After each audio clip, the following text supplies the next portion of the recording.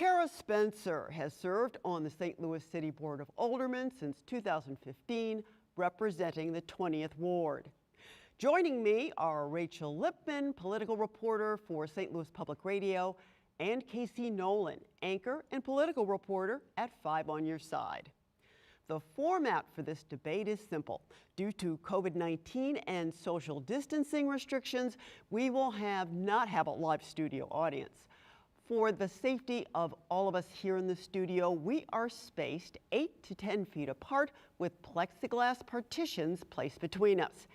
Each candidate will have a 1-minute opening statement. Then we will have questions from voters and panelists with up to 2 minutes to respond. There will be time allowed for follow-ups. Before we conclude this evening, each candidate will have 1 minute. The order of statements has been randomly determined, and Cara Spencer, you will go first.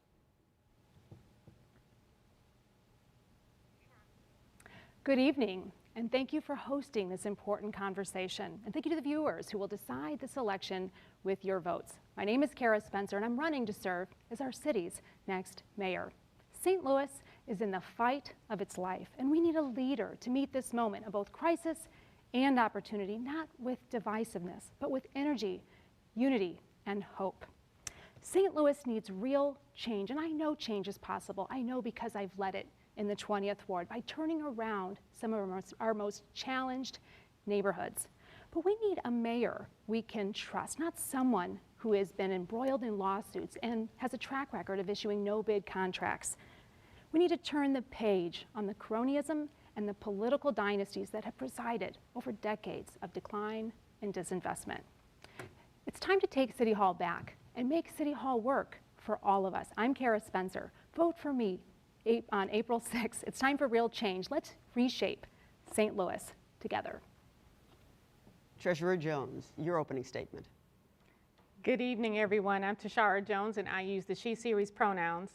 Electing a mayor with executive experience, existing relationships on the local, state, and national level, and a background in healthcare is what this moment demands. We don't have time for leadership that has to learn on the job. This campaign, at the base of this campaign, is a simple belief that you should be able to succeed here regardless of your skin color, who you love, how you worship, your zip code, or any identity you hold. This pandemic has laid bare the inequities that have always existed in our region. Racism, the unequal delivery of city services, and access to health care are issues that have permeated our policymaking decisions for generations. So to the single mom who's struggling to make ends meet, to the LGBT+ youth who are wondering if St. Louis is a home for them, and to anyone who's felt like your government has left you behind and flat out forgotten you, I see you and I'm ready to serve. I'm the only candidate ready to hit the ground running and deliver real results for the people of the city of St. Louis. Thank you. Thank you, Treasurer Jones. We have a number of questions from viewers and listeners. The first one is from Rachel Bedell, who asks, why are you the most qualified candidate to address the city's deep racial disparities? Treasurer Jones, you have 2 minutes. Yes, thank you for that question. Again, St. Louis is one of the most segregated and hyper-segregated cities in the country. And I believe the people who are closest to the pain should be closest to the power. And those who are closest to the problem should be closest to the solution. And I have grown up unapologetically Black all of my life in St. Louis. And I remember how North St. Louis used to look when I was a little girl. And just like investment decisions are intentional, disinvestment decisions have been intentional over decades in St. Louis. And it's time to turn the tide. And so I have the trust of my community behind me. Also, I have the trust of people who are voters and supporters who don't support me. And what I hear is a call for leadership to unify, govern, and lead on day one. And I am hopeful that the people of St. Louis will trust me to unify our community and move us forward into the 21st century. Alderwoman Spencer, same question. How do you feel that you can address the city's racial disparities? The city of St. Louis is #1 in the nation for being segregated racially. We have to engage in racial healing. Our history of St. Louis has resulted in a very different lived experience. The city of St. Louis was responsible for implementing racial covenants which resulted in the segregated lived experience of St. Louisans going back 100 years.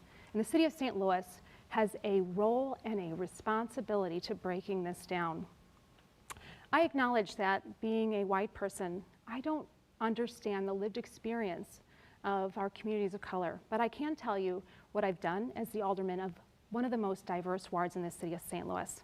When I took office in 2015, I ran for office to begin with because our city had closed down one of the only free public pools in the city of St. Louis, the only free public pool in the South Side.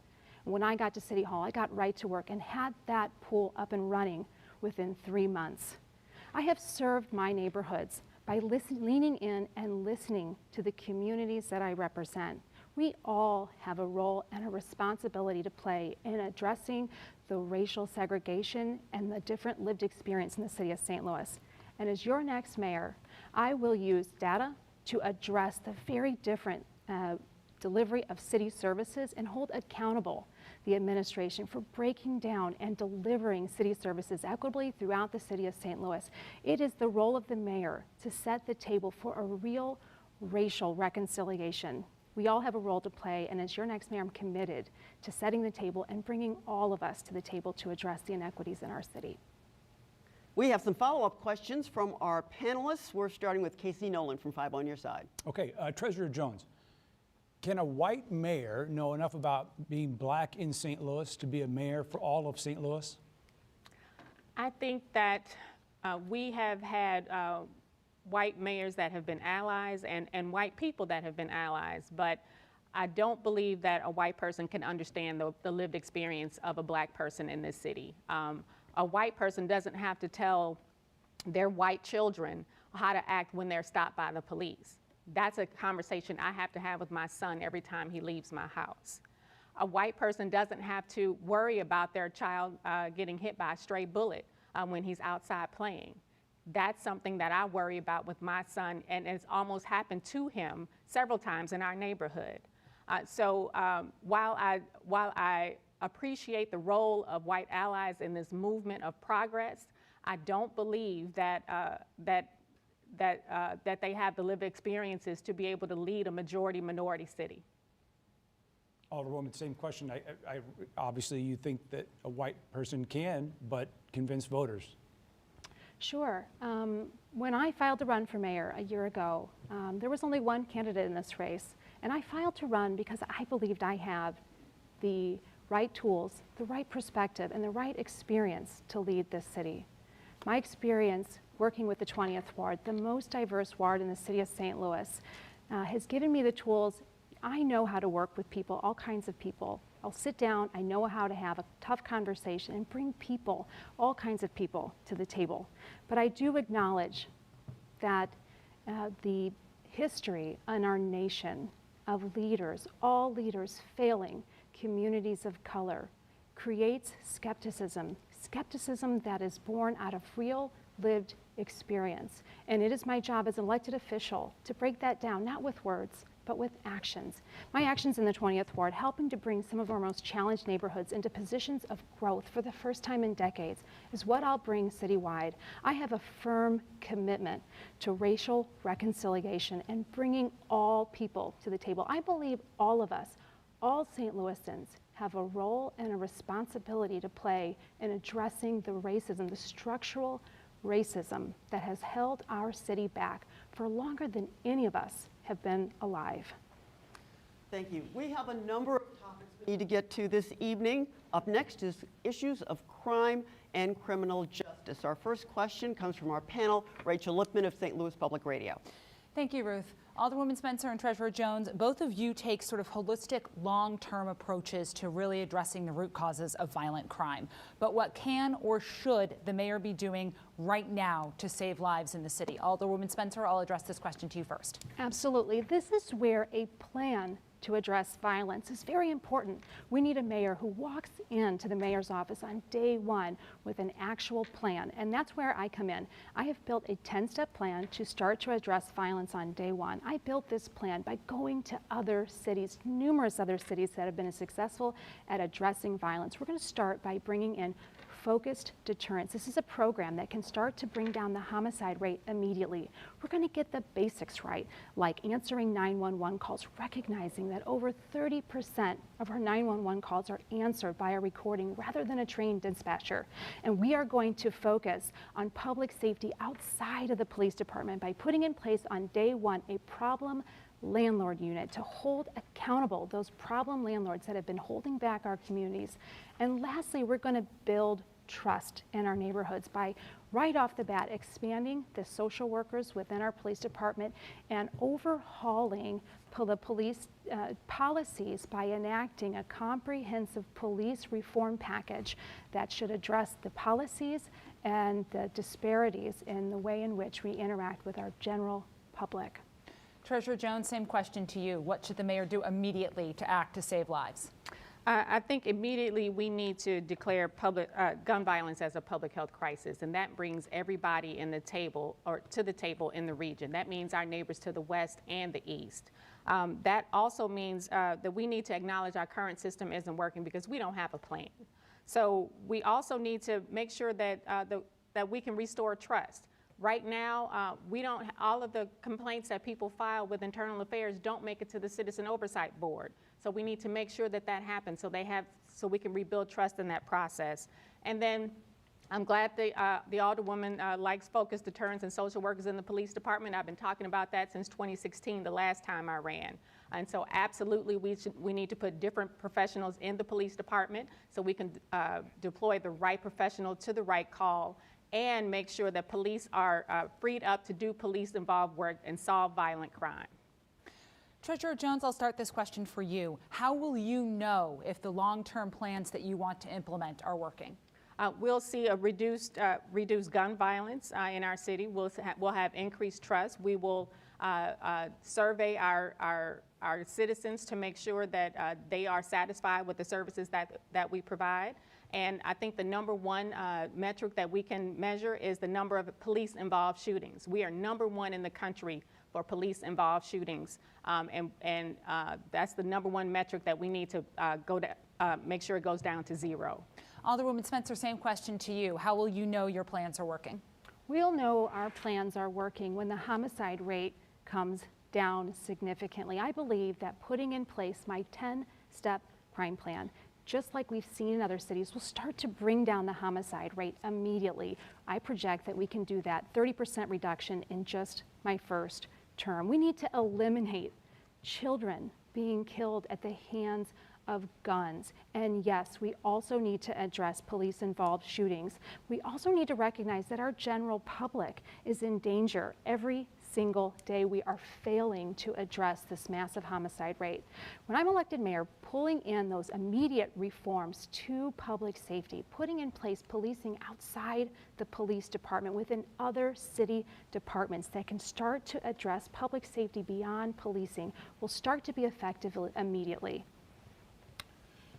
Yesterday, federal prosecutors failed to get any guilty verdicts in the case of 3 white officers accused of beating a black officer who was undercover. They thought he was a protester, and federal prosecutors said race was a factor. If you were in office yesterday, what would your reaction have been, Alderwoman Spencer? My reaction yesterday wouldn't change.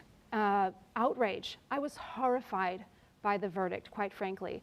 I know so many police officers within the police department who are officers of color who have experienced racism within our police department. I know so many residents in the city of St. Louis that have experienced racism at the hands of our police department, and that is why police reform is critical to the public safety in general. We are putting our officers at risk, our good officers, the many good officers who serve, by failing to root out racism within our police department. We're putting our general public at greater danger for failing to do this as well. And when I'm elected mayor, we're going to root out racism within our police department and within all city departments. My reaction remains horrified by the verdict. We have a black police chief. Is he responsible? Is he failing in that department? I do believe leaning into my friends, the police officers within the police department, that Chief Hayden has done a good job moving in the right direction, but I don't believe it's fast enough. What is holding that back is something I cannot determine from the seat in which I currently hold. But when I'm elected mayor, we will get to the bottom of it. We will have a zero tolerance policy for stepping outside of the bounds of any kind within our police department. We need to rebuild trust. It's very clear that we have a disconnect between our community and our police department, and this is failing to address public safety from a very general sense. Treasurer Jones, kind of two parts there. We've covered the non-guilty verdict and then Chief Hayden. Like so many of my friends, I was outraged by the not guilty verdict, but let's address the elephant in the room. We still have two separate police unions, one for black officers and one for white officers. And until police can trust each other, how can we trust them, or how can our community develop trust in the police department? So we have some real work to do. We can't reform our way out of this. We have to transform our way out of this. We have to transform the culture and the entire police department from one that leads with an arrest and incarcerate model to one that leads with prevention. And you know, I also tracked the trial, and I saw how, you know, that blue line of silence, they were taking up for each other in the courtroom. So we have to break that up. And in order to do that, we need to have accountability from the top down and from the bottom up. Treasurer Jones, you have already said that you would not welcome Jeff Rorta of the St. Louis Police Officers Association to be at your table. Why not? Why is he the problem here? Because Jeff Rorta continues to gaslight and spew racism in our police department and in this region. He is made money off of our pain, off of Ferguson, and he is no longer welcome at my table. And if the Police Officers Association wants a seat at my table, they will get rid of Jeff Rorta. Alderwoman Spencer, same question to you. Will Jeff Rorta have a seat at your table? Will you make the same promise as Treasurer Jones? Sure. I have been calling for the dismissal of Jeff Rorta since 2016, right after I took office. His rhetoric has been divisive and counterproductive to moving our city forward. A quick question for both of you. The SLMPD rank and file would be need for transform, reform, accountability. How would you engage with the rank and file officers who would be needed? Alderwoman Spencer, quickly to you. Sure. You know, engaging in our rank and file is something I do as an alderman on a regular basis. I lean into the captain of the 3rd District, where I represent, to help guide what we can and should be doing in the communities I represent, taking this citywide, making sure that our mayor is available to those officers, those folks who are putting their lives on the line on day one.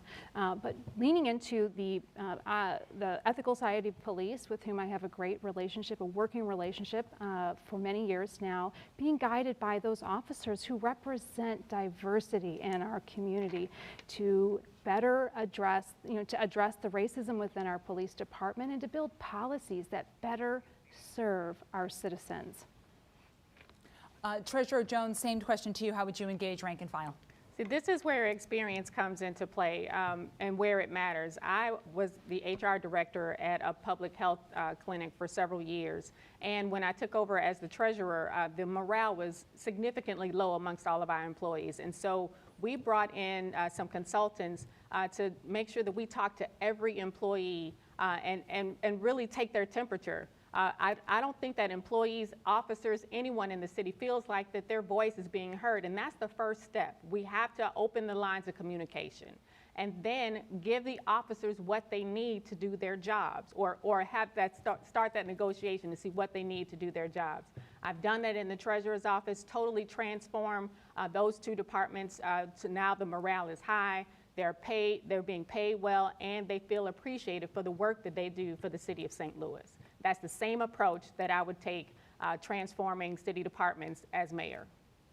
I want to go to something we got from a viewer or a listener. Alicia Hernandez pointed out a little overlap in your positions here on the surveillance planes that were in the news for a while, that you both opposed surveillance planes, but she points out millions have been put into the real-time crime center, and police surveillance tech is still a continued tactic to address crime. A lot of cameras go into the real-time crime center.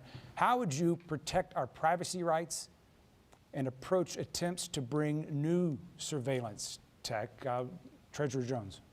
I was against the surveillance camera bill and felt like surveillance planes are tools of war.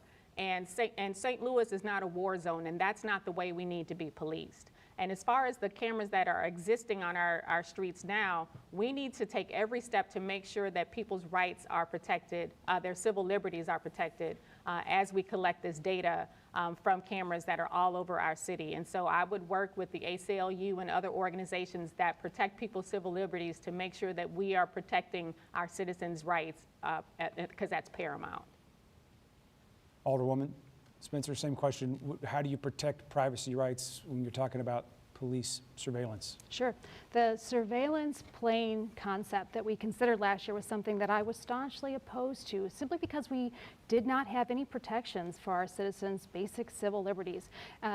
Through the last legislative session, we have considered one significant bill put forward by the ACLU. This is an area that I have experience in, having considered that bill and walked through the ins and outs of how we can best protect the civil liberties of our citizens at the guidance of our ACLU. And when elected mayor, I'm going to take those civil liberties very seriously, and we're going to sit down and build a policy that first and foremost protects our rights and articulates to the general public when and how the city can and is collecting data. I do think cameras play a role here. You know, when you're looking at public spaces, particularly our parks and our recreation centers, I have been a proponent in considering putting cameras in those public spaces to protect our families and the young people who need to have an expectation of safety while in those public spaces. And so I do think there's room for expanding that, but we have to do it with protecting our citizens' rights first.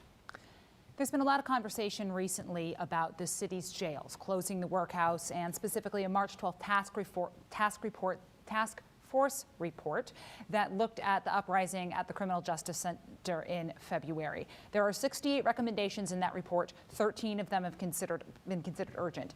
Have you read the report, and what recommendations would you prioritize? Alderwoman Spencer, this question is to you first. Sure. The report, we should not be surprised with the dysfunction in our city jails. We know from listening to folks that are housed there, our detainees, that we've had problems in both of our incarceration facilities for many, many years. The fact that just last month we recognized that the locks were not working in our maximum security jail cells should cause our jaws to drop. This is unbelievable, and quite frankly, it's unacceptable. So when elected mayor, I will be taking that report. It has been some time, Rachel, since I've read it.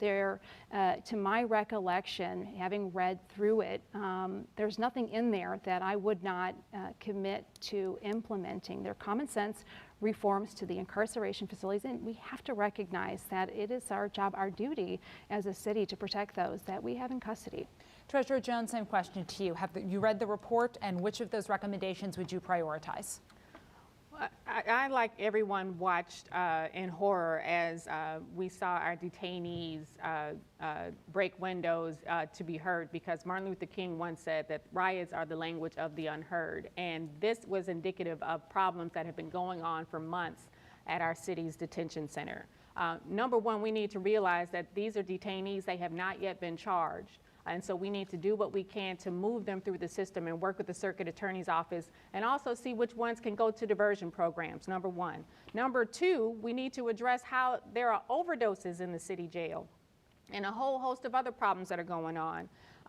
Number three, their complaints are going unanswered. Their complaints should go to the Citizen Oversight Board, and I will see to it that that happens. And the last thing, that report talked about building a new jail. We are not about to build a new jail in the city of St. Louis. Thank you, Treasurer.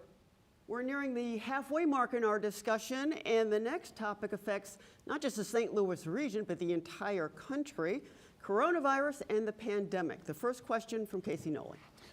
Okay, let's talk about the money that we think the city will get from the federal government. More than $500 million we're expecting to deal with COVID.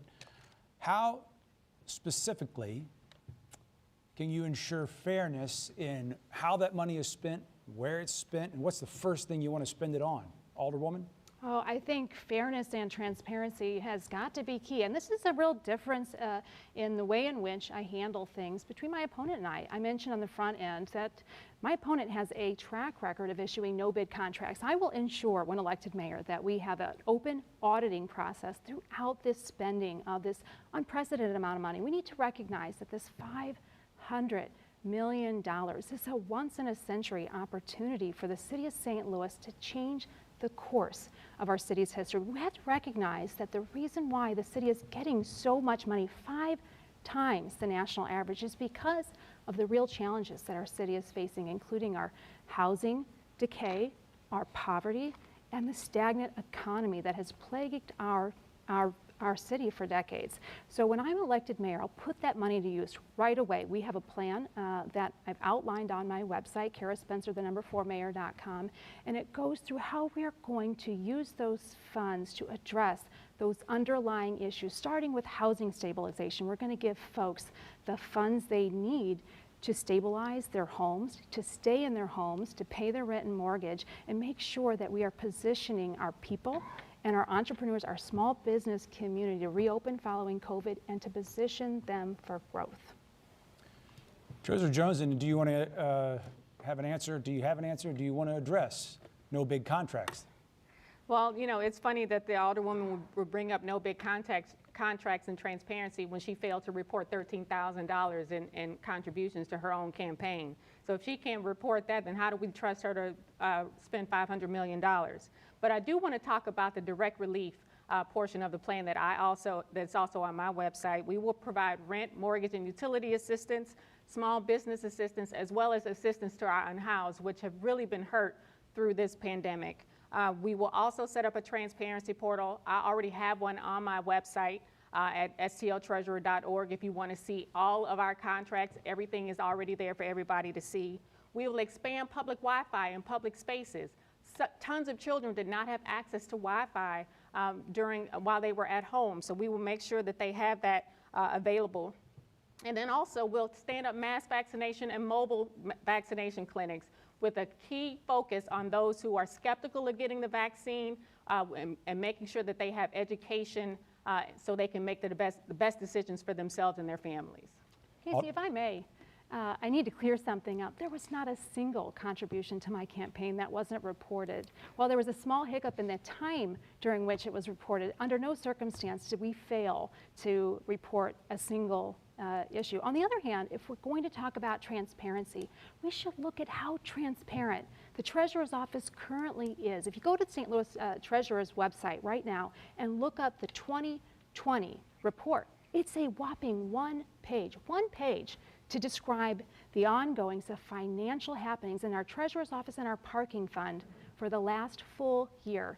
When I'm elected mayor, we will take transparency seriously, and we will make sure that every single contract, every single expenditure is accounted for, just like you see on the city's budget, as opposed to how we handle it currently. If we want to see how the transparency of the $500,000 would be handled under the treasurer, all we have to do is look at the treasurer's transparency on her website right now.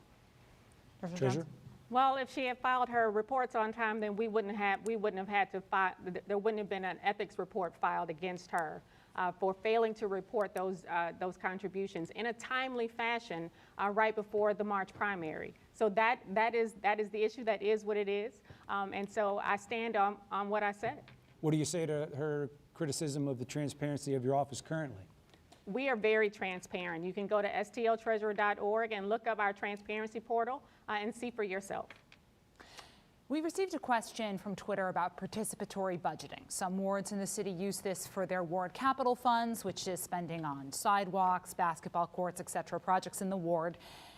In a broader sense here for the federal relief money, will the community have any role in your administration in deciding how these millions in federal relief will be spent? Treasurer Jones, you first.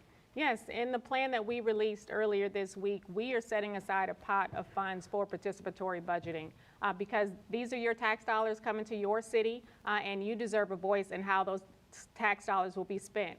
We've had several town halls already through this campaign, and we'll continue to have town halls as I'm elected mayor, so we can engage the public and letting us know where the needs are. I don't pretend to know everything, and so I will be out in the community. It's important that we show up in our communities to make sure that this happens with them, not to them. Alderwoman Spencer, same question to you on participatory budgeting. You know, the public input is so important in how we spend our budget. That's why when we're looking at the city's budget, we have public hearings. Looking at the treasurer's track record in spending parking funds, there is no public input. In fact, last year, the treasurer signed a $7 million contract with a major campaign contributor. She was the sole signatory on that contract. There was not even any public input, from my understanding, when we privatized the function of of parking enforcement. So we should look at our candidates' history and not just our words, and how we're going to take the public funds and take public input. When I'm elected mayor, public input, transparency, and public dialogue will not just be something I talk about during election season. It'll be something I enact, not when I'm running for higher office, but when I'm in the office that I'm currently in. Treasurer Jones? Yes, so, the Alderwoman likes to harp on this a lot, and let me tell you the truth. The state auditor reviewed my office, and I got the second highest rating on that audit, which is just like the comptroller did. There's nothing nefarious about this contract. We saved the city $5 million with this contract. And we should ask the Alderwoman how many contributions she's taken from people who are doing developments in her ward. If that were the litmus test, then nobody would be doing business with the city of St. Louis. I'll respond to that. There absolutely has been documented issues with the audit of the Treasurer's Department. In fact, 17 out of 26 contracts had no bid or proposal associated with them. That's a whopping 65% of all contracts coming out of the Treasurer's office had no transparency associated. There's absolutely a problem with this. We not only need a mayor that we can trust, we need a mayor with a team we can trust. The Deputy Chief of Staff of the Mayor's Office was pled guilty last year for embezzlement from an East St. Louis charity just last year. And the underwriting entity that is underwriting $55 million worth of bonds for the Treasurer's Office had an SEC violation so large that it went belly up the entire entity. Look, we need transparency in city government. I have been fighting against special interests, not one time, but every single time at City Hall. And to conflate a day late and filing out a campaign contribution, which all were filed with a failure to do fair and open bidding processes, just because it's legal, Treasurer, does not mean it's right. Treasurer Jones will give you the chance to respond, and then we'll move on to the next topic. Thank you. You know, we should ask the Alderwoman why the firefighters want her to be mayor so bad, because they gave her $7,400 in exchange for their endorsement of her as she voted for this pension bill that's going to, that if it was approved, because it was not approved by the mayor, and the budget director and the comptroller were against it, it would have increased our pension costs, it would have ruined our credit rating, and it would have been detrimental to our budget. And we cannot use American Recovery Act funds to fill pension budget holes. So, you know, we can go back and forth all day, but there are plenty of examples that we can bring up. The accusation that I am doing the bidding of the fire department is unconscionable. Do I support our first responders? You betcha. Do I support them having a pension? You betcha. But is that a quid pro quo? Absolutely not. Let's take a look at who's funding the Treasurer's campaign. If there were any doubt about who the status quo in this election was, the filing yesterday lays bare who is funding whose campaign. All of the old cronies whose names we know, the establishment candidate who has raised the most money, we're talking about the McKees, the Rainfords, and those who have been trying to privatize our airport have all lined up behind my opponent.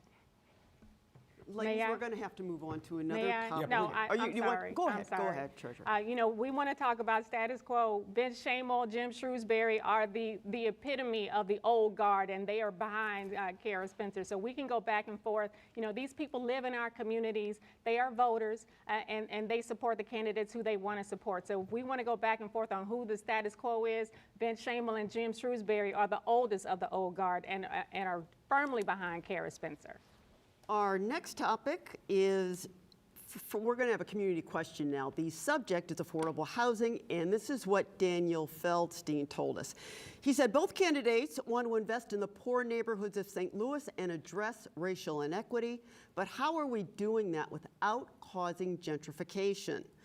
Not how are we investing, but how are we preventing that specifically? Treasurer Jones, if you could answer first. Yes, absolutely. Again, the people closest to the solution are closest to the problem. I've been born and raised and currently live in North St. Louis. I live close to where I was born at St. Luke's Hospital, which is now the Delmar Divine. And I've seen my neighborhood transform, but I want to make sure that development happens with the community, not to the community. So that means reforming SLDC to have more neighborhood officers to take the neighborhoods through development processes and develop a real plan that happens with the community. And that also means our policies. How do we reform our policies to make sure that we don't push people out as neighborhoods start to improve, and so they can also participate in the generational wealth that will be built in these communities? Because as treasurer, I have been laser focused on making sure that we reduce the racial wealth gap, which the last time I checked, the average white family has 10 times the wealth of the average black family, and we need to reduce the racial wealth gap and the income gap, and I'm the mayor to do that. And how would you address this issue, Alderwoman Spencer? Well, addressing the racial income gap is an important aspect of this, and I have to commend the treasurer for having the Office of Financial Empowerment. It's a laudable goal, but unfortunately, the Office of Financial Empowerment isn't working. Over the last 10 years, we have seen home ownership, particularly in the black community here in the city of St. Louis, drop, and the income gap widen. So when I'm elected mayor, we're going to invest in giving our families, particularly north of Delmar, the best and most irreplaceable way in which families can build wealth, and that's through home ownership. We're going to take the American Recovery funds, and we're going to give folks down payments to actually buy their first home. What I'm going to do to make sure that we don't see gentrification as a result is lean into my experience in the 20th Ward. We have engaged in development here in these neighborhoods that have been equitable, not just by investing in affordable housing, but making sure that they're woven into the same neighborhoods, the same blocks as market rate development. And that's how you see a long-term strategy for making sure that we're not pricing out our neighbors. The city's moratorium on evictions for non-payment of rent is set to expire on April 5th. Now, obviously, whether or not that moratorium is extended is the purview of the judicial branch, not of the mayor. But how would you cushion the blow if and when the moratorium expires and eviction cases are again processed? Alderwoman Spencer, we'll start with you. Making sure we don't have major housing disruption is going to be a key piece of deploying the federal funds right off the bat. So as mayor, what I'm going to do with those recovery funds is get them into the hands of our renters and those who owe lots and lots on their mortgages right away. It's important that we don't see that disruption, and so getting those funds through the city in an efficient and effective manner into the hands of those who need it most is going to be paramount. Treasurer Jones? Our current waiting list for people who are waiting for rent and mortgage assistance is 9,000 families long, because it is an arduous process and takes a long time. So as treasurer, I have experience in transforming departments, and so we will transform this program and make sure that the aid gets to those who need it most. And we'll streamline that process to make sure that people can get it quicker than they currently have been. Again, using the American Recovery Act funds to make sure that we can make sure that people can stay in their homes and their apartments. Treasurer Jones, a real quick follow-up, and then Alderwoman Spencer, I'll get to you with the same question. How do you help maybe a small landlord who has one or two buildings, who doesn't want to put people out on the street but maybe can't pay the bills right now? How should they get assistance? I've extended direct relief to include rent and mortgage assistance. So it's not just rent assistance, it's rent, mortgage, and utility assistance. Alderwoman Spencer? Yeah, the treasurer's right. The wait list is way too long. Communication is going to be key here, Rachel, and communication is an incredibly important piece to how we're going to get that information out. It's going to start by updating our website, and this is a real difference in how the treasurer and I are going to approach this. If you look at the treasurer's website right now, it tells you that parking will be resuming in June. Is that June of this year, June of next year? I don't know, you click to learn more and there's no information to be found. We have to take seriously how we communicate vital information to the general public. And when I'm elected mayor, I will be taking this very seriously and making sure that vital information, that critical information is available first and foremost on our website. Treasurer, would you like to take a moment to clear up some confusion about parking enforcement and its current status? Yes, absolutely. If you go to www.parklouisstl.com, that is the website that we find all of our information about parking and parking enforcement, as well as our payment plan. That's one of the things that we started in June to prevent people from getting their cars towed. So if you have a high balance, you can go to our website and apply for the parking payment plan and make sure that your car doesn't get towed for high outstanding balances. Developers who might have their eye on some of our empty lots might be worried that the city's choosing between the two so-called progressive candidates. You know, a lot of times they'll tell us they need tax breaks to get big projects done that can be transformative for the city. Are those days done, or does a developer have a seat at the table in your administration, Treasurer Jones? Yes, absolutely. It's going to take all of us, developers included, in order to move our city forward and transform our city. The built environment is definitely a part of that, but we should not lead with incentives. We need to make sure that our current tax incentives are delivered fairly and equitable. We need to attach community benefit agreements to development projects, and we need developers to consider doing mixed income and affordable housing in North St. Louis and develop a strategy that works with and for our neighbors in North St. Louis.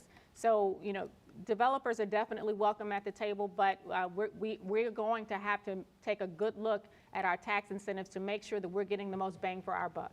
Alderwoman, I've heard you say some similar things. Any difference between the two of you on this topic? Oh, there's a big difference between the two of us when it comes to incentives. Look, developers aren't magically showing up to North St. Louis to redevelop there. Incentives are going to have to be a very important piece of the puzzle. And a key distinction between how the two of us will address this is that I plan, when elected mayor, to fund St. Louis Development Corporation, that entity that issues tax incentives, with our general revenue. We're one of the only cities in the nation that doesn't invest in investing in our lower income neighborhoods. And a failure to do this, relying on the developer fees to fund that St. Louis Development Corporation, means that we are focusing on those developments that generate the most fees. And when I'm elected mayor, we're going to reorient this, put our tax dollars into reinvesting in North St. Louis, because a failure to do so is a failure to invest in our city's future.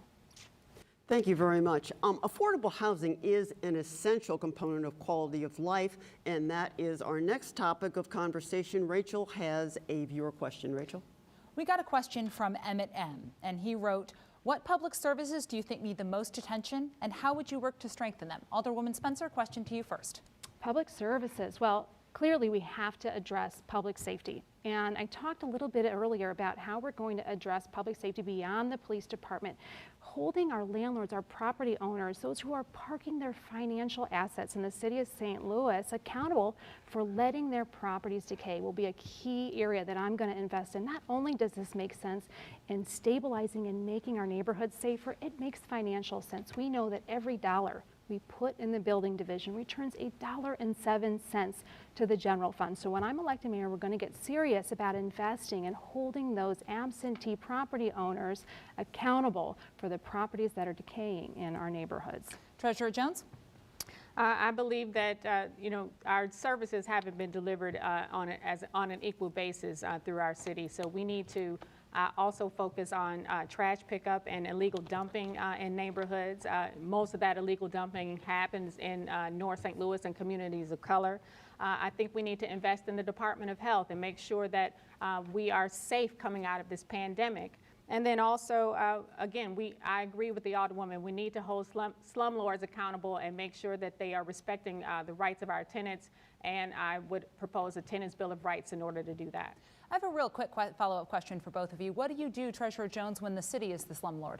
When the city has the vacant lot or the derelict building?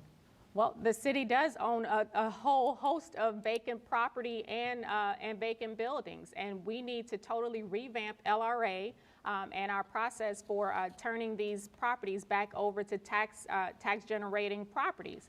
And so that is also will be a key focus of my administration, really streamlining that process, taking out the barriers to success, and also making sure, again, that as these properties go back on the tax rolls, that we do not gentrify the neighborhoods that they're located in. Alderwoman Spencer, what do you do when the city is the problem landlord? Sure, and the city is the problem landlord for over 10,000 properties in the city of St. Louis.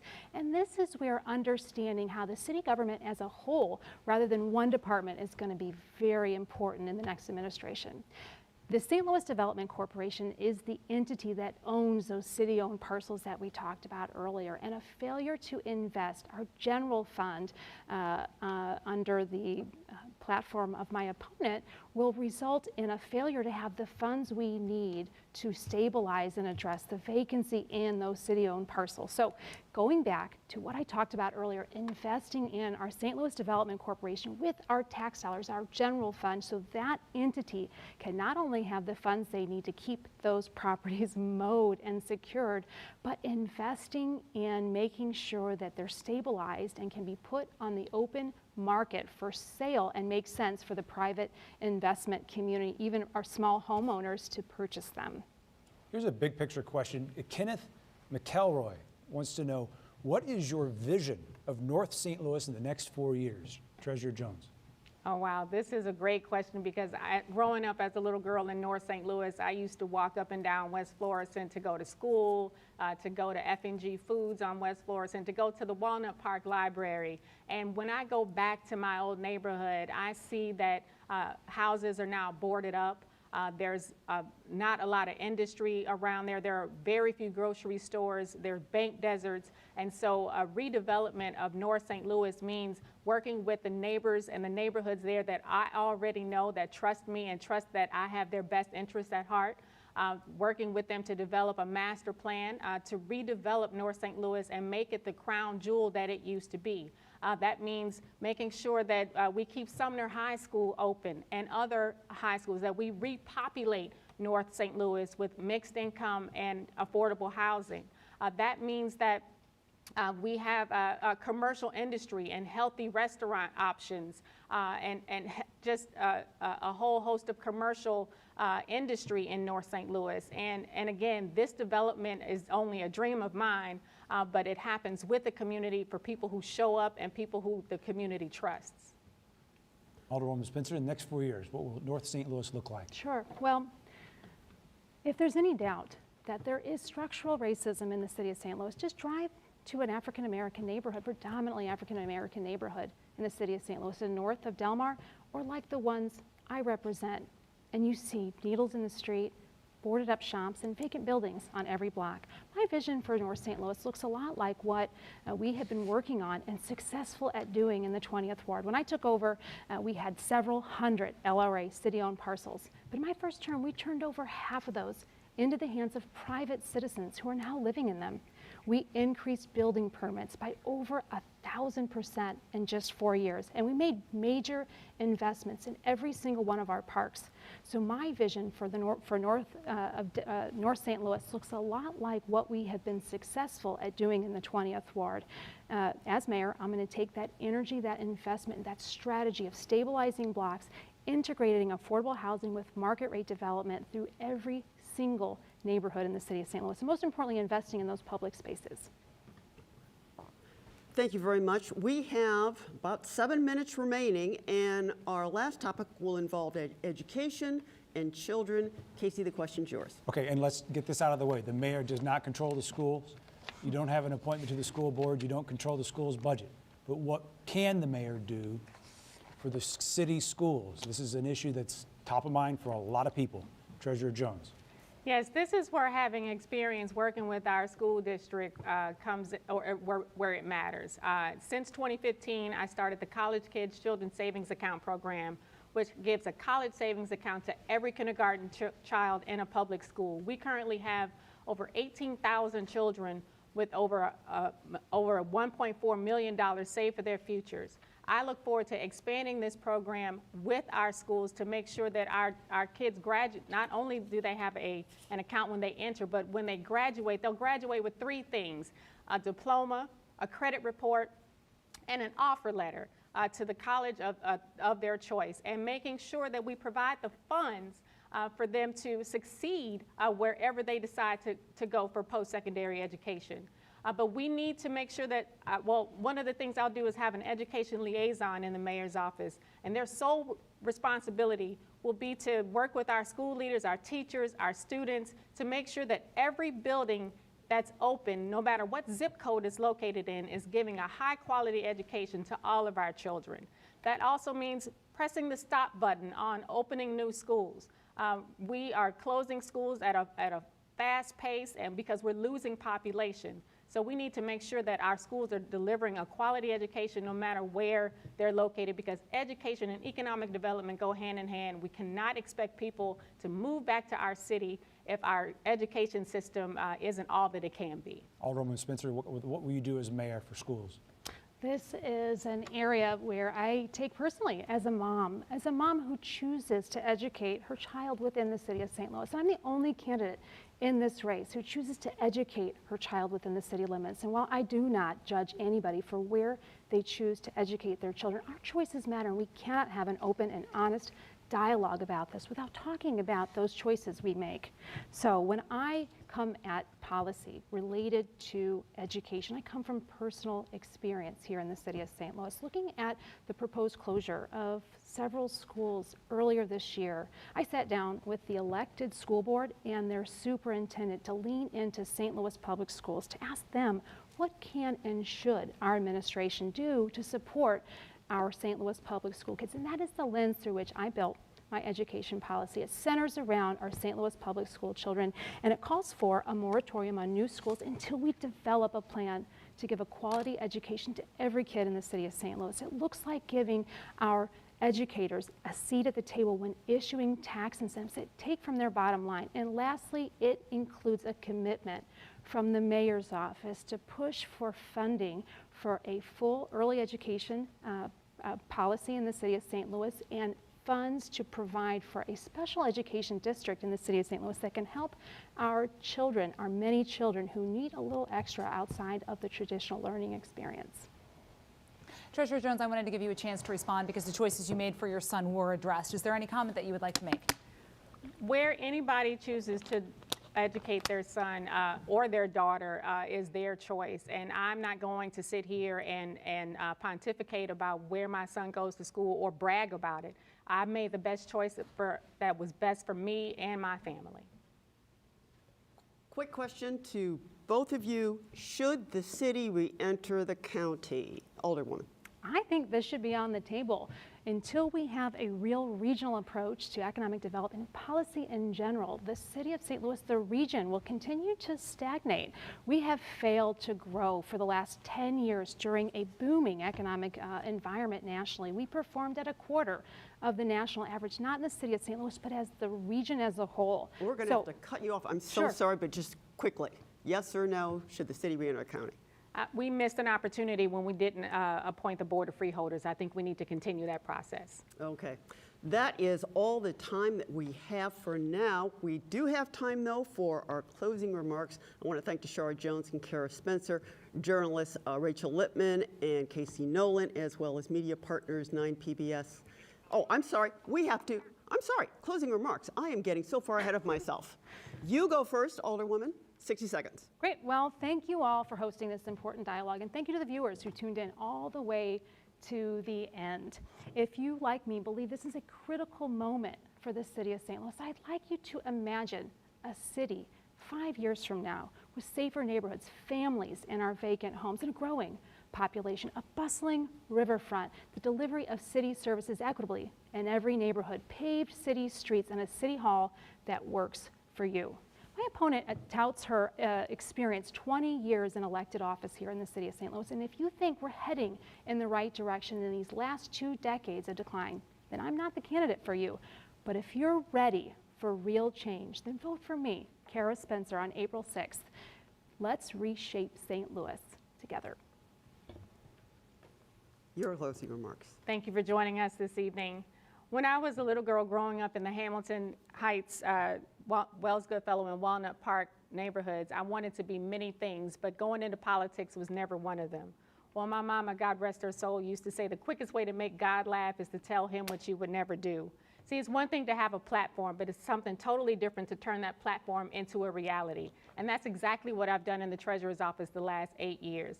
I'm the only candidate with the executive experience of turning a platform into a reality, the management experience of managing a budget of millions of dollars and a staff of hundreds of people, and the relationships on the local, state, and national level to put St. Louis back on the map. We don't have time for leadership to learn on the job. We need a mayor who's ready to lead, govern, and unify on day one, and I will be that mayor. So text Team TJ to 77948 to get involved today. What are you going to do in the first 100 days? The number one thing. We're going to make sure that the vaccines are in the arms of our most vulnerable on day one. We're going to close the workhouse and make sure that we do a top to bottom audit of all city departments. Okay, I think we might have one more question that we can get in here. The mayor is not a dictator, as we all know, but how are your relationships with the other power players in the city going to go? I can't imagine you're friendly with everybody. Well, I've been endorsed by elected officials in 23 out of 28 wards. I'm endorsed by Dr. Sam Page, supported by Wesley Bell, and also have relationships with elected officials across the Mississippi River. So I have a whole host of endorsements, and I have the existing relationships, and I'm ready to lead, govern, and unify on day one. Alderwoman Spencer, 20 seconds. The only endorsement I'm interested in is the endorsement of the voters of the city of St. Louis. And if we agree that, if you think that the way that our elected officials regionally are moving us in the right direction, again, I'm not the candidate for you. But again, I am here to bring real change to the city of St. Louis. Vote for me on April 6th. Cara Spencer. And now that's all the time we have for tonight. I'd like to thank candidates Tishaura Jones, Cara Spencer, journalist Rachel Lippman, and Casey Nolan, as well as our media partners, 9 PBS, St. Louis Public Radio, 5 on Your Side, and the St. Louis American. Election Day is April 6th. Good night, everyone.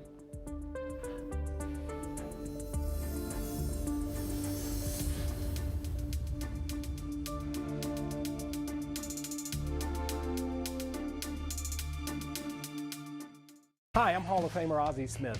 Join me each week for Cardinals Insider, where we get to know your favorite players past and present and go behind the scenes for exclusive stories. That's every week on Cardinals Insider, Friday afternoons at 12:30 on 5 on Your Side. The news isn't good for Tishaura Jones. The treasurer had taken close to 50 trips from Paris to the White House.